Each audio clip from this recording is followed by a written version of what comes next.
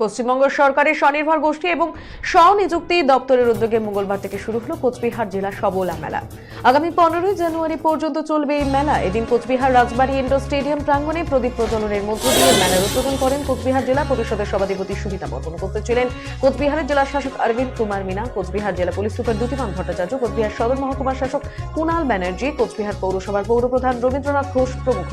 রাজ্যের মুখ্যমন্ত্রীর উদ্যোগে প্রতি বছর রাজ্যের প্রতিটি জেলায় হয়ে থাকে এই সবলা মেলা। বিভিন্ন জেলার স্বনির্ভর দলের তৈরি হরেক রকমের জিনিস এই মেলায় উপস্থাপন করা হয়। তাদের এই হাতের কাজ দেখানোর পাশাপাশি তা বিক্রি করারও সুযোগ থাকে এই মেলায়। মেলায় রয়েছে 35টি স্টল।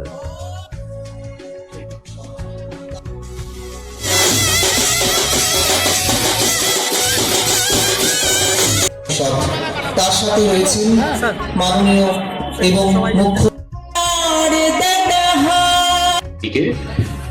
आज के सबाला मेलार उद्বোधन হলো। মাননীয় সভাধিপতি আমাদের চেয়ারম্যান সাহেব, আমাদের এসপি সাহেব সবার হাত দিয়ে, আমাদের সাথে মঞ্চে আমাদের এডিএম সাহেব of West Bengal honourable CM এর ইনিশিয়েটিভ এটা প্রত্যেক বছর অর্গানাইজ করা হয়। এটাতে নারী তার নিজের পায়ে দাঁড়ানোর জন্য যেটা প্রয়াস সেটা আপনারা দেখতেই পাচ্ছেন। অনেক রাজ্য আছে যেখানে নারী সশক্তিকরণের কথা বলা হয়, অনেক জায়গাতেই তা নেই। তার